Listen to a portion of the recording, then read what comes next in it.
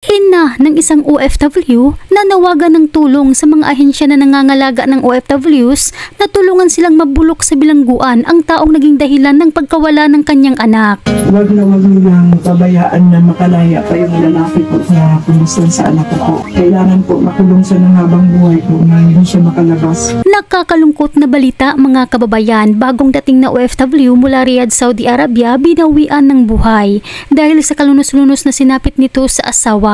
Nag-viral ngayon sa Facebook ang larawan at video at panawagan ng ina ng isang OFW na manay 4 na araw pa lamang ang nakakaraan ng dumating ito sa Pilipinas.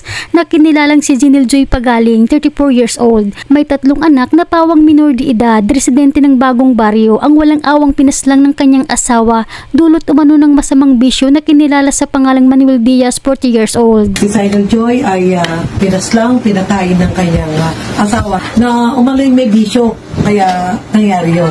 Nakipaghuwalay itong si Joy sa kanyang asawa at isang dahilan yun sa kanilang pamilya.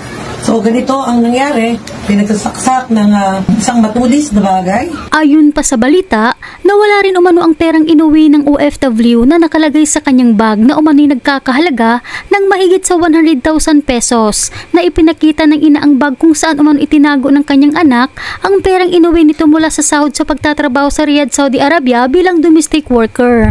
Dito niya daw nilagay yung last na napansin na anak ko na dito niya nilagay yung wallet ng itim. Nung nakita namin wala na, gulo-gulo na ito sa bahay nila. May nag-ano daw po, baklat ng bag niya. Wala.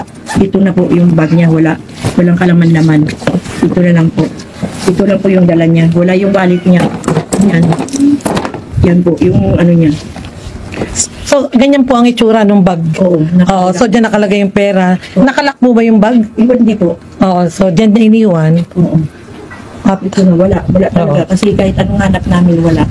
Wala dyan, puro damit dyan. Dito lang yung dala niya. Ito nga yung iniipit niya kasi regalo niya ito sa Mother's Day sa akin. Kaya yung tinatago-tago niya ito. Hindi niya na naibigay. Yung Mother's Day niya na ano. Kasi dito na ito galing sa bahay nila siguro may balak rin siya siguro nabitbitin niya dito sa bahay. Kasi may mga dala na mga anak niya, may damit na yung anak niya dito eh. So, ang pinaghihinalaan nyo din po ba na kumuha ng pera niya sa bag na yan? Wala nang iba. Ay yung... Kasi siya lang yung pumunta din eh. Siya lang talaga nung bago siya pinangyarihan, nagpunta pa daw siya doon, ma'am. May nakakarinig na kapitbahay na may ginagrind daw siya doon. Nag-grinder daw siya doon. Kaya nabanggit niya na sinabi niya, iniwan daw siya doon sa bahay. Saan yung ate mo? Iniwan nila ako doon sa bahay. Yun lang siya, yun ang tao doon. Kaya't hustisya ngayon ang tanging sigaw ng pamilya ng ina ng OFW na kinilalang si Pearly Pagaling. Kahit hawak na ngayon ng mga kapulisan ang kriminal, nanawagan pa rin ito ng tulong sa pamahalaan lalo na sa Department of Migrant Workers na pinamumunuan ni Atty. Hans Leo Kakdak na tulungan silang huwag palabasin sa bilangguan ang kriminal.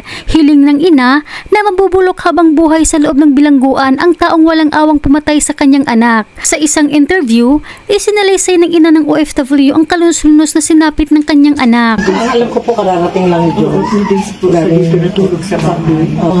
4 days. Natulog pa sila dito sa bahay nila. So, yan na nga, biktima na po siya ng kanyang asawa na pinagsasaksak ang nasimatay.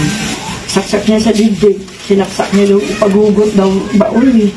Paghugot daw, diniritso sa gilid, sa giliran. 2 guys dito. Tapos sa kabila na naman.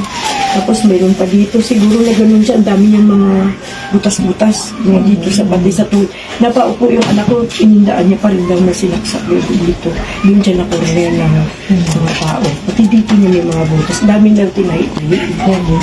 Kaya may 10 siguro na saksak. Screwdriver. Screwdriver na hinasa niya. Screwdriver, sabi niya ng kalawang, may kalawang pa nga daw.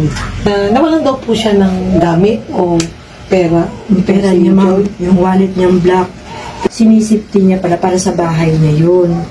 Para talaga niya. So, alam niyo po na meron talaga siyang dalang pera? Oo, mayroon. Kasi yung amo niya tumawag, yung katulong ng amo niya tumawag sa anak ko na may pera si Joy na dala.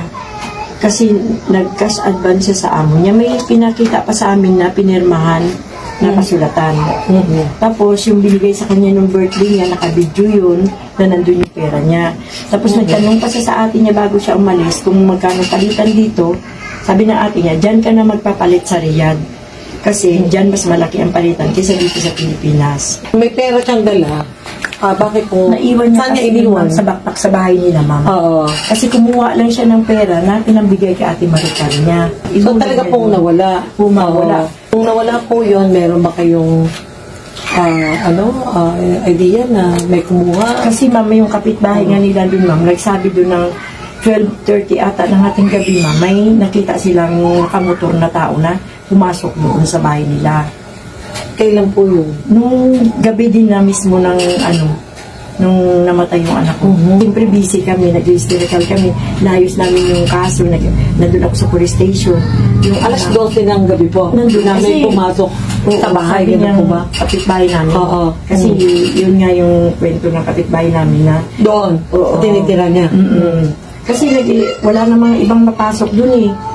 Wala namang ibang papasok. Kasi ngayon, nag-alarma ako.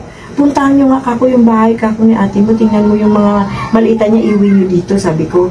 Nang dumating daw yung anak ko, Nakasabog na. nakasabog na yung malita ng anak ko. Kasinop-sinop nang umalis yun. So hanggang Kasi ngayon po ba naglinis. nakasabog? Wala, inuwi na dito, ma'am. Kinuha na namin. So may pumasok pong ibang tao. Doon sa... Oo, ma'am. Nung gabi, Sabi, kung kailan siya... sabi dun sa kapitbahay. Oo. Kasi nakita daw nila na naka-inmax yung tao. Dalawa daw. Nakamotor. Ayun, nakamotor. Oo. Oo. Nandyan pa lang siya nakadetain doon sa may tinawagan daw siya. Kasi nahanap May katawagan? niya. Oo, may tinawagan daw siya. Kasi hindi naman namin kilala yung tao. Tsaka wala naman kami utusan. Alangan naman na siya na nagpatay sa anak ko. Utusan ko pakuhaan ng damit ng tao na yun, na kriminal na yung demonyo na yun. Suspected niya po, may kinalaman din yung kanyang asawa na nakakulong doon sa Sigurado yun. lalaking pumasok na Kasi sa loob ng before bahay. siya, Ganun po ba? before siya pumunta sa bahay, naghasa, narinig doon na nag-grinder siya. Ano po ang gusto niyong mangyari doon sa kumuha ng krimen? Kailangan talaga yung hustisya ng anak ko. Hustisya talaga para sa mga anak niya. Hustisya talaga. Yung sigaw pa sa buong pamilya na maano talaga yung lalaki na yun. Magbayad siya sa ginawa niya. Tulong sa mga kinaukulan na sana po mabigyan ng hustisya po itong anak ko para po sa mga apo ko na wag nilang pabayaan na makalaya pa yung lalaki po na kumustan sa anak ko po. Kailangan po makulong siya ng habang buhay po na hindi siya makalabas. Kasi po, kung makalabas siya po, yun pa po yung isa pang problema na para sa mga anak, parang natatakot po ako sa mga para sa anak niyo. Kasi po criminal siya. Kailangan po na hindi na talaga siya po makalabas po sa kriminal. Yun lang po yung po. Hindi lang po talaga ako ng hustisya. Yun lang po yung gusto ko po. Hustisya lang po para sa anak ko po. Para kay Silent Coffee. Humihingi ng hustisya itong pamilya ni Joy Pagaling sa ginawa ng kanyang living partner na pinagkasaksak at isa pa ay yung planadong pagnanakaw ng kanyang pinatagong pera dun sa bahay nila. Nais din na humingi ng tulong sa mga kinaukulang ahensya sa Department of Migrant Workers na isang sa mga agency na nakatutok para sa mga OFW at sa iba pang agency tulad ng OWA at syempre sa ating bakal na pamahalaan.